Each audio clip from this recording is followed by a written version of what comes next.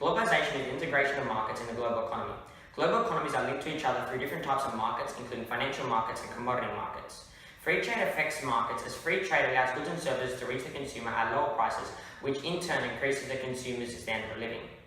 Similarly to free trade, integration is an economic policy by which two different countries or states partly or fully rid tariff or non-tariff restrictions on trade that occurs amongst them before integration. Brazil is the largest South American country with an area of over 8.5 million and is the 5th largest country in the world. The population of Brazil is above 210 million, with more than half of its working population falling into the middle class. Brazil is a country that went from a third world country to a first world country in a matter of time, and this report is a timeline of Brazil in its progress in doing so. Growth had slowed down in the late 1970s in Brazil, but expansion had continued until there were increases in oil prices in the early 1980s, which turned growth and output into a decline. The economic miracle known as Brazil was entering a downturn due to how its economic policies ignored inflation and agricultural development, alongside the fact that Brazil ignored the whole educational system and that there were massive wealth inequalities between the rich and the poor, which sent Brazil into its decline and its dull economic state in the early 1980s. All of these factors that were affecting Brazil led to a huge amount of inflation, which then led to slow economic growth in Brazil. After the decline of Brazil's economy in the late 1970s and the early 1980s, the years to come would only seem to get worse. Up until 1994, Brazil experienced major inflation, known as hyperinflation, which is inflation occurring at a very high rate. Between the years 1990 and 1995, Brazil's inflation averaged 764% per year.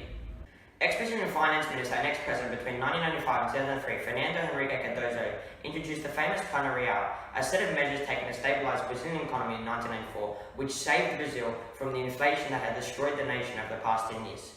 The Plano Real's main inclusion was the unveiling of a new currency, the Real. This still until today is seen as a great move, as by 2006 the Brazilian GDP had a growth rate higher than its average inflation, which was a first in over 50 years. After Cardoso's presidency in 2003, new President Luiz da Silva took over between 2003 and 2010. Da Silva implemented a policy which supported the growth of the middle class. Through this, Da Silva was able to reduce poverty by 24% in his 7-year run as president, driven by a series of distributional programs, subsidized housing loans, and a major increase in the minimum wage, which allowed 13 million Brazilians to exit the poverty bracket and 12 million Brazilians to escape severe economic poverty. Da Silva's greatest government initiative program was an assistance program known as the Bolsa Familiar. The idea of the assistance program was to provide small cash transfers to the head female in the house for Brazilian women in the lowest economic strata. But for these cash payments to occur, the children in the family must be attending school, as well as receiving constant medical checkups and healthcare. Nearly a quarter of Brazilian households receive help from the Bolsa Familiar. Brazil's unemployment is constantly fluctuating depending on what the economy is doing. For example, in the 1970s to 80s, unemployment was at 4.3% as Brazil was relying heavily on producing locally rather than obtaining products from overseas industries. Women also have decreased their level of unemployment, as in 1970, 18.5% of women were employed, and by 1980, 27.4% of women were employed in the labour force. Employment issues began to occur in Brazil around the 1990s. The ever-so-quickly updating technology allowed Brazilians to rid workers, as people overseas could do the exact same job at a cheaper price. Today, unemployment is as high as 11.9%, as Brazil is beginning to specialise in even more jobs. Comparative advantage is what best describes Brazil's impact on the environment. Before globalization, Brazil in the 1970s did not specialize in one thing, but numerous things. An example of how Brazil's environment was not being heavily affected before globalization is when talking about the soybean production. Today, soybean production in Brazil is heavily important for the economic development of the country, but has heavily impacted rainforests in Brazil, including the Amazon. Production for soybeans have increased from 26 million tons in 1970 to 260 million tons in just 40 years.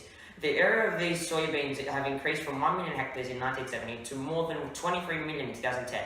So with globalization and comparative advantage, Brazil has begun to specialize in the production of soybeans, meaning it is clearing more land to be able to produce the amounts of soybeans necessary. So before globalization, Brazil was only using about 1/23 of what they use today to produce soybeans.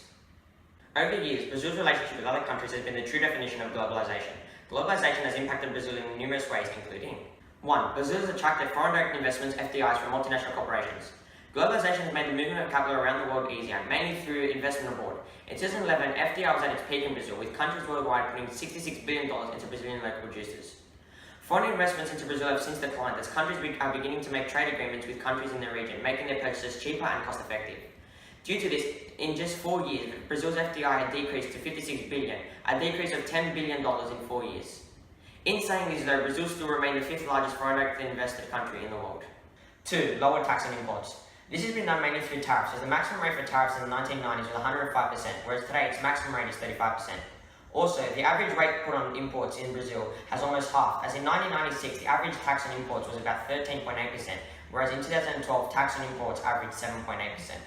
3. Brazil has become members of free trade organisations like Mercosur and has joined the World Trade Organization, WTO. With globalisation impacting Brazil, the government had to make fewer trade barriers to allow the trade at a cheaper level. Brazil were also opening its borders for trade and moving away from the self-sufficiency model. Brazil joined and actually was one of the first members and founders of Mercosur in 1991.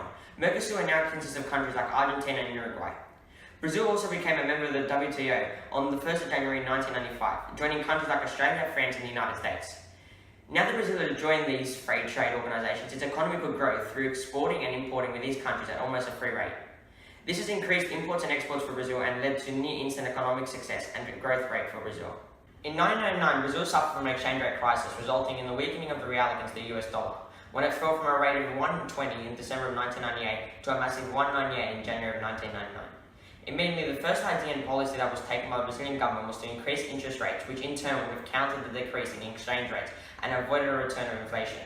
The Brazilian government were putting in a monetary policy to influence the money supply in Brazil. In 1998, interest rates in Brazil were around 43%, and with an emerging middle class, the Brazilian government realised that it must lower the interest rates so people could increase the standard of living. By mid-1999, the exchange rate had stabilised and the government implemented an inflation target system. This inflation rate system meant that it had to be the core and the base of the monetary policy. During this time period, there was a huge change in the macroeconomic system, where the monetary system of the exchange rate targets had been replaced by the inflation target system and the inflation loan, whilst the procedure of exchange rates had given way to manage floating exchange rates. Due to this, fiscal policy started to carry out primary surplus targets, aiming at to keep inflation low. Within just 3 years, interest rates had more than halved, reaching about 17% in 2001, and now today in 2017 are about 13%. Globalization and communicating with other countries has affected Brazil's monetary policy, as globalization poses new challenges, as all central banks, be it small or large, retain significant power to keep inflation at a reasonable level. In 1960, the life expectancy in Brazil was 55 years of age, compared to the statistics in 2015, which showed a life expectancy of 75. The life expectancy in Brazil shows the progress of its medical support and the progress of living standards. With the addition of the Bolsa Familiar, the payment by the government, it has forced more children to attend school in Brazil, enhancing the literacy rate and also allowing children of Brazil a greater opportunity to find a job in the workforce. Since 2000, nearly 85% of all job openings in Brazil were meant for employees who at least had a high school education, showing the importance of education in Brazil. With more people attaining an education and a job, it allows the economy to stimulate as people are learning, spending and working. Brazil's focus on ensuring inflation rates remain at a low level and its increase in foreign trade and investment have been the drivers for Brazil's huge amounts of growth over the past 2 decades. Brazil's evolving middle class has been another catalyst for its position as an economic powerhouse. The middle class of Brazil is classified as a household who earns an income between $600 and $2,590 a month. The amount of people in this social bracket has grown from 45 million people to 105 million people from 1993 to 2011 due to Brazil's economic growth. All the strategies Brazil have applied have been a success. Although they are facing some issues with inflation, the economy has come so far, and compared to what Brazil used to be, a third world and an undeveloped country, it is now an economic superpower. Over the past 40 years, Brazil went from a country which only produced locally and had trade routes implemented, to a country who now, over the past 2 decades, is gaining comparative advantage and has also opened its borders, allowing free trade to help the economy grow. Brazil today has $130 billion invested in overseas countries, showing the major progress and the major change in the economy. The only problem that faces Brazil now is that it has never had low inflation rates and sustained economic growth for a significant period of time. With all the policies put in place by the governments of Brazil and everything they have worked with, including globalization and trade barriers, the only question left to ask is, where would Brazil go from here?